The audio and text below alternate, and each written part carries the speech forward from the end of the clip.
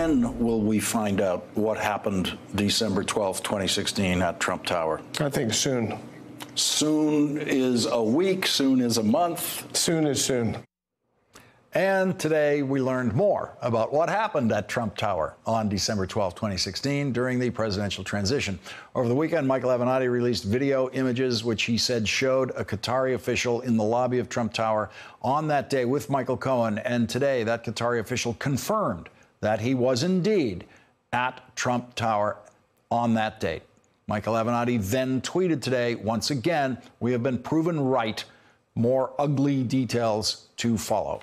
Ahmed al-Rumaihi is the Qatari official who was then the head of Qatar's investment fund controlling over $100 billion. Mr. al-Rumaihi's admission that he was at Trump Tower came one day after his company issued a statement about the video images of him that Michael Avenatti released, saying we do not confirm and have no basis to confirm the video. Last night, here in this program, Michael Avenatti pointed to a statement made under oath in a civil lawsuit in California in which a business partner of Mr. al-Rumaihi quotes him as having claimed to have purchased or attempted to purchase influence with the Trump administration.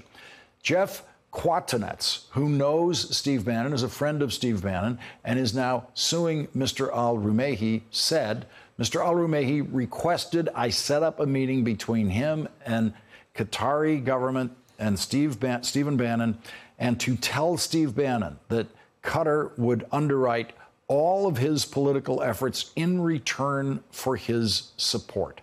Quatanetz says he rejected the offer. In response, al-Rumaihi laughed and then stated to me that I shouldn't be naive, that so many Washington politicians take our money, and stated, do you think Flynn turned down our money?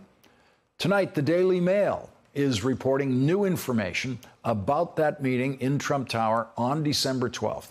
If true, and if the special prosecutor can substantiate this information, then Michael Cohen is in much more trouble than we have previously known. The Daily Mail quotes a single unnamed Kuwaiti source. The Kuwaiti source told Daily Mail that al-Rumaihi called him and boasted that Cohen had asked him for money in exchange for influence in the Trump administration. The official said, he said Cohen told him to send millions to various members of the Trump family. Al-Rumaihi did not do so, the official added. The Trump family members were not named. The Kuwaiti source said al-Rumaihi informed him of the alleged bribery attempt so that he would not appear to be going behind Kuwait's back in his relationship with the Trump administration. The Kuwaiti source claimed al-Rumaihi told him that Cohen tried to get the money during a meeting which also included now disgraced former National Security Advisor Michael Flynn at Trump Tower in December 2016. Al-Rumaihi's company had no comment for the Daily Mail about that alleged bribe offer. Joining our discussion now, Jeremy Stahl, senior editor at Slate, and back with us, Malcolm Nance and David Frum. And Jeremy Stahl, you have been reporting on this and reporting on Michael Avenatti's revelations about it. And there's a connection here, isn't there, to the Stahl dossier? That's absolutely correct. Well, the connection is that 4 days before this meeting at Trump Tower on December 12, 2016, that was confirmed today by the sports company that Ahmed al-Rumaihi runs. 4 days before this took place, there was a multi-billion-dollar oil deal, a sale from a Russian gas giant called Rosneft to Qatar for a 19.5% stake in the company. And what's important here is that in the Stahl dossier, it's alleged that in the summer of 2016, during meetings in Russia, Carter Page set up an alleged quid pro quo deal in which Trump administration officials would eventually promise to undo sanctions against Russia in exchange for a stake in this future oil purchase. And the fact that all of this ultimately played out in this way offers some credence, I guess, to some of the essential claims of the Stahl dossier. And David Frum, Michael Avenatti told us that we would soon know more about this meeting that he was talking about last night, and 24 hours later, we know more. Well, this is one of the moments in this sort of roller coaster of revelation where it's dangerous. You can get over your skis too far forward. It may be that this single source Daily Mail story is wrong. And it may be that the story is correct and correctly reporting that what Michael Cohen said, but that Michael Cohen was lying about sharing the money that he was trying to extract with the Trump family. And the reason you have to be so cautious is that if any of these parts are true, if they do link up, it's as explosive as anything that's been reported. It's not maybe as essential to the character of the Republic as the Russia collusion story is. I mean, there has been corruption in American politics before. There's even been corruption in American presidential politics before. But if any of these two imponderables turn out to be, if both of them rather turn out to be true, then you've got a story that I don't know that anybody can survive. Malcolm Nance, you took our focus back to the special prosecutor in the last segment, which seems appropriate again here because in this Daily Mail report tonight, when they're talking about Michael Cohen asking for money, they're saying that's in a meeting that included Michael Flynn at Trump Tower. Now, Michael Flynn, cooperating with the special prosecutor, has had to discuss that meeting already, presumably, with the special prosecutor.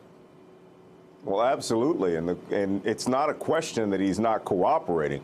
The question is going to be, how little are we actually learning here that the special counsel has known for months? I mean, it's most likely that one of his 16 top financial crime prosecutors already has this tasked out and has a team that has been breaking this story out for months and months. But let me divert a little bit. I lived in the Middle East most of my career. I spent 7 years, my last 7 years, living in Abu Dhabi, which is the Beverly Hills of the Middle East. And this sort of dealing at a national level amongst national leaders and people of influence is very, very, very common. And it was very common for just about every other national leader in the world, except for the few in the West, most particularly the President of the United States. These people over there, you know, they knew American presidents could not be touched at this level. Enter Donald Trump. He is a completely different animal, and he loves this world of lavish living and money. And it would not be, you know, outside the realm of possibility that they saw a man that finally would play on their field to where gifts, emoluments, money, bribes would actually work. And Jeremy, when you pull all these threads of the story together in the Daily Mail, your reporting and elsewhere on it so far, if this is substantiated, what you're seeing is Qataris and Kuwaitis thinking exactly the way Malcolm just described and kind of rushing to get in there to figure out how do we deal with these people and who do we have to pay what to deal with these people. Well, what you have when you talk about such transactional, exchanges is that it's not just about getting something in exchange for something. It can also be about being punished for not fulfilling on something.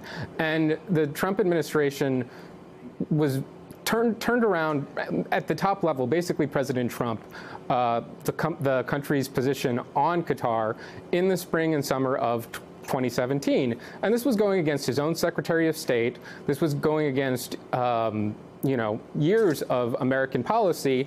And it's given all of these connections, it's an open question still why our policies have shifted in such seemingly random and bizarre ways. And Jeremy, just to follow that up, one of the points that's in question there is that Jared Kushner there was possibility of getting financing, Qatar-based financing for a real estate project here in Manhattan that did not work out. And there's a question of was the president then punishing them for not helping out his son-in-law? That's another of the possible threads here. In the spring of 2017, Qatar did not come through on financial support for Kushner's family company. And then in November of the year, they did come through. And in the last month or two, the administration position on Qatar has changed a great deal. And one thing that I'll note is that there's an element of the deception here that raises the question of what are people trying to hide. You noted that the company involved told me that there was no basis to confirm the video, which, it's a video. We can see it right before our eyes. They stood by that position. I emailed them earlier today, and they stood by that. They said that remains the company's position, that there's no basis to confirm the video of Ahmed al-Ruhaimi. Oh, and also they stand by their other statement today that Ahmed al-Ruhaimi was in Trump Tower on December 12, 2016. And Michael Avenatti posted on Twitter, there's really no way to square those two positions. But for some reason, Sports Trinity is trying, I guess. Jeremy Stahl, Malcolm Nance, David Frum, thank you all for joining us. Really appreciate it.